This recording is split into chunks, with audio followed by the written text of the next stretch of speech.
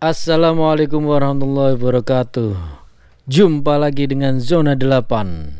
Salam Kopastus, Komando Pasukan YouTube.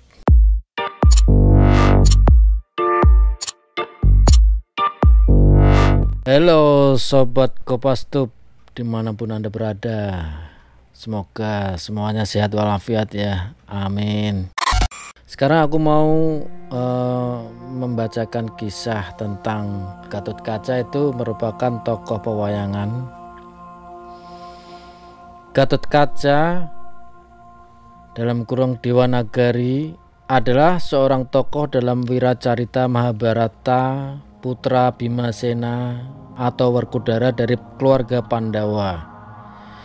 Ibunya bernama Hirimbi atau Arimbi, berasal dari bangsa raksasa. Gatotkaca dikisahkan memiliki kekuatan luar biasa. Dalam perang besar di Kurukshetra, ia menewaskan banyak sekutu Kurawa sebelum akhirnya gugur di tangan Karna. Di Indonesia, Gatotkaca menjadi tokoh pewayangan yang sangat populer.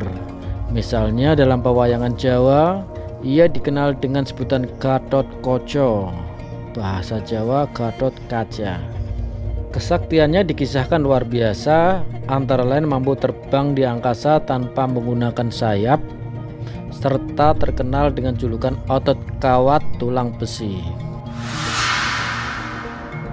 Dalam bahasa Sanskerta, nama Gatotkaca secara harfiah bermakna kepala gundul yang seperti kendi. Nama ini terdiri dari dua kata, yaitu Gatam yang berarti buli-buli atau kendi, dan Utkaca yang berarti gundul.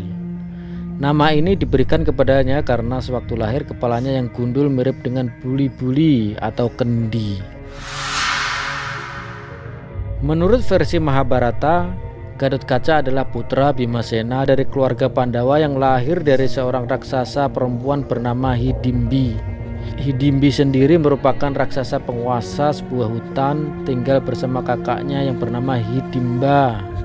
Dalam pewayangan Jawa, ibu Gatotkaca lebih terkenal dengan sebutan Arimbi. Menurut versi ini, Arimbi bukan sekedar penghuni hutan besar, melainkan putri dari kerajaan Pringgadani, negara bangsa raksasa. Kisah kelahiran Gatotkaca dikisahkan secara tersendiri dalam pewayangan Jawa. Namanya sewaktu masih bayi adalah Jabang Tetuka. Sampai usia 1 tahun, tali pusarnya belum bisa dipotong walau menggunakan senjata apapun. Arjuna, adik Bimasena, pergi bertapa untuk mendapatkan petunjuk dewa demi menolong keponakannya itu. Pada saat yang sama, Suryatmaja atau Karna yang kelak menjadi panglima kerajaan Hastina juga sedang bertapa mencari senjata pusaka. Karena wajah keduanya mirip, Batara Narada selaku utusan kahyangan memberikan senjata Kuntowijaya kepada Karna, bukan kepada Arjuna. Setelah menyadari kesalahannya, Narada pun menemui Arjuna yang sebenarnya. Lalu Arjuna mengejar Karna untuk merebut senjata Konta, sehingga pertarungan pun terjadi. Karna berhasil meloloskan diri bersama senjata Konta, sedangkan Arjuna hanya berhasil merebut sarung pembungkus pusaka tersebut. Sarung pusaka Konta terbuat dari kayu mastaba yang ternyata bisa digunakan untuk memotong tali pusar Tetuka. Saat dipakai untuk memotong, kayu mastaba musnah dan bersatu dalam perut Tetuka. Kresna yang ikut serta menyaksikannya berpendapat bahwa pengaruh kayu mastaba akan menambah kekuatan bayi Tetuka. Ia juga meramalkan bahwa kelak Tetuka akan tewas di tangan pemilik senjata Konta. Menurut versi pewayangan Jawa, setelah berhasil dipotong pusarnya, Tetuka dibawa ke kahyangan oleh Narada yang saat itu sedang digempur oleh Patih Sekipu dari kerajaan Trabela Suket. Semakin diajar, Tetuka justru semakin kuat. Karena malu, Sekipu mengembalikan Tetuka kepada Narada untuk dibesarkan saat itu juga. Narada menceburkan tubuh Tetuka ke dalam kawah Candradimuka di Gunung Jamurdipa. Para dewa kemudian melemparkan berbagai jenis senjata pusaka ke dalam kawah. Beberapa saat kemudian, Tetuka muncul ke permukaan sebagai seorang laki-laki dewasa. Segala jenis pusaka para dewa telah melebur dan bersatu ke dalam dirinya. Kemudian Tetuka bertarung melawan Sekipu dan berhasil membunuhnya dengan gigitan taringnya. Krishna dan Pandawa saat itu datang menyusul ke kahyangan. Krishna memotong taring Tetuka dan menyuruhnya berhenti menggunakan sifat-sifat kaum raksasa. Batara Guru, Raja Kahyangan, menghadiahkan seperangkat pakaian pusaka yaitu caping Basunanda, kotang antra kusuma, dan terompah pada kacarma untuk dipakai Tetuka yang sejak saat itu berganti nama menjadi Gatotkaca. Dengan mengenakan pakaian pusaka tersebut, Gatotkaca mampu terbang menuju kerajaan Trabelasuket dan membunuh Kalapracona. Dalam versi Mahabharata, Gatotkaca menikahi Ahilawati, gadis dari kerajaan Naga, dan mempunyai anak bernama Barbarika. Dalam versi Pawayangan Jawa, Gatotkaca menikah dengan sepupunya yaitu Pergiwa putri Arjuna. Ia berhasil menikahi Pergiwa setelah melalui perjuangan berat, yaitu menyingkirkan saingannya bernama Laksmana Mandrakumara, putra Duryodhana dari keluarga Kurawa. Dari perkawinannya dengan Pergiwa, Gatotkaca memiliki putra bernama Sasikirana yang menjadi panglima perang Hastinapura pada masa pemerintahan Prabu Parikesit, putra Abimanyu atau cucu Arjuna. Versi lain mengisahkan Gatotkaca memiliki dua orang istri lagi selain Pergiwa, yaitu Suryawati dan Sumpaniwati. Dari keduanya masing-masing lahir Suryakaca dan Jaya Sumpena. Gatotkaca versi Jawa adalah manusia setengah raksasa, tetapi bukan raksasa hutan. Ibunya adalah putri Prabu Tremboko dari kerajaan Pringgandani. Tremboko tewas di tangan Pandu, ayah para Pandawa, akibat adu domba yang dilancarkan Sangkuni. Ia kemudian digantikan oleh anak sulungnya yang bernama Arimba. Arimba sendiri tewas di tangan Bimasena pada saat para Pandawa membangun kerajaan Amarta. Takhta Pringgadani kemudian dipegang oleh Arimbi yang telah diperistri Bima. Suksesi kepemimpinan kelak diserahkan kepada putra mereka setelah dewasa. Arimbi memiliki 5 orang adik bernama Brajadenta, Brajamusti, Brajalamadan, Brajawikalpa, dan Kalabendana. Brajadentana diangkat sebagai patih dan diberi tempat tinggal di Ksatrian Glagahtinunu. Sangkuni dari kerajaan Hastina datang menghasut Brajadenta bahwa takhta Pringgadani seharusnya menjadi miliknya, bukan milik Gatotkaca. Akibat hasutan tersebut, Brajadenta memberontak untuk merebut takhta dari tangan Gatotkaca yang baru saja dilantik sebagai raja. Brajamusti yang memihak Gatotkaca bertarung menghadapi Brajadenta. Kedua raksasa tersebut tewas bersama roh mereka menyusup masing-masing ke dalam kedua telapak tangan Gatotkaca, sehingga menambah kesaktian keponakan mereka tersebut. Setelah peristiwa itu, Gatotkaca mengangkat Brajawalamadan sebagai patih baru dengan gelar Patih Prabagiswa. Kematian Gatotkaca terdapat dalam jilid ke-7 kitab Mahabharata yang berjudul Drona Parwa pada bagian Gatotkaca Bada Parwa. Ia dikisahkan gugur dalam perang di Kurukshetra pada malam hari ke-14. Perang besar tersebut adalah perang saudara antara keluarga Pandawa melawan Kurawa. Mahabharata mengisahkan sebagai seorang raksasa, Gatotkaca memiliki kekuatan luar biasa terutama pada malam hari. Setelah kematian Jayadrata di tangan Arjuna, pertempuran seharusnya dihentikan untuk sementara karena senja telah tiba. Namun Gatotkaca menghadang pasukan Kurawa saat mereka dalam perjalanan menuju perkemahan mereka. Pertempuran berlanjut, semakin malam, kesaktian Gatotkaca semakin meningkat.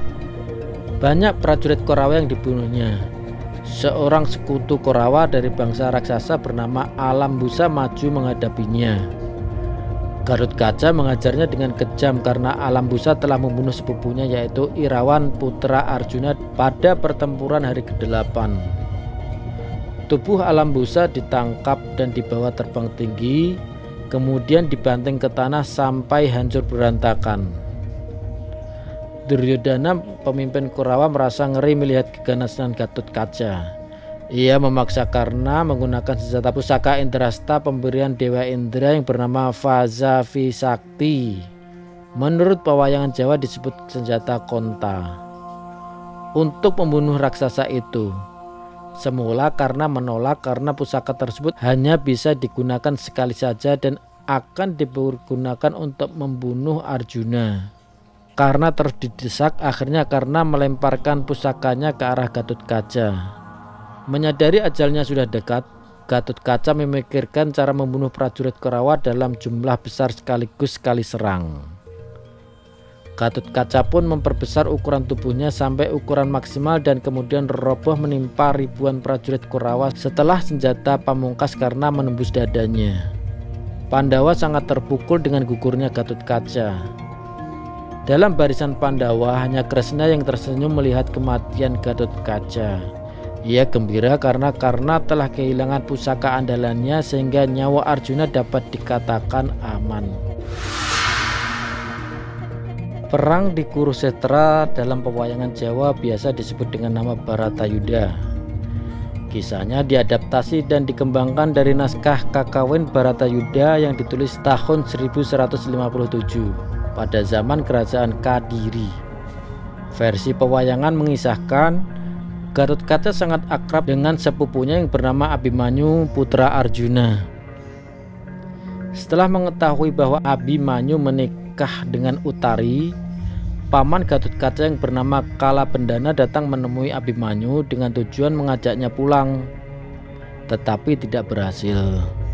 Gatot Kaca justru memarahi Kalabendana yang dianggapnya lancang mencampuri urusan rumah tangga sepupunya itu.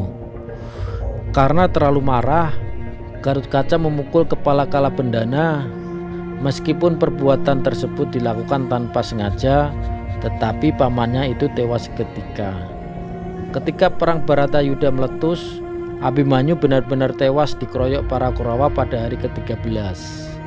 Pada hari ke-14, Arjuna berhasil membalas kematian putranya itu dengan cara memenggal kepala Jayadrata ipar Duryodhana.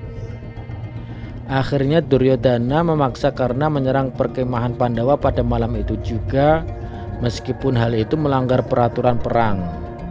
Setelah tahu bahwa para Kurawa melancarkan serangan malam, pihak Pandawa mengirim Gatot Kaca untuk menghadang. Gatot Kaca sengaja dipilih karena kotang antara kusuma yang ia pakai mampu memancarkan cahaya terang benderang. Gatot Kaca berhasil menewaskan sekutu Kurawa yang bernama Lembusa. Sementara itu dua pamannya yaitu Brajalamadan dan Brajawikalpa tewas di tangan musuh mereka masing-masing bernama Lembusura dan Lembusana. Gatot Kaca berhadapan dengan Karna, pemilik senjata Kontawijaya. Ia menciptakan kembaran dirinya sebanyak 1000 orang sehingga membuat Karna merasa kebingungan. Atas petunjuk Batara Surya, Karna berhasil menemukan Gatot Kaca yang asli. Ia pun melepaskan senjata konta ke arah Gatot Kaca. Gatot Kaca mencoba menghindar dengan cara terbang setinggi-tingginya.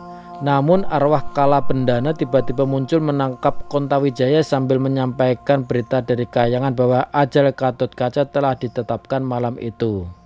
Gatot Kaca yang pasrah terhadap takdirnya berpesan supaya mayatnya bisa digunakan untuk membunuh musuh.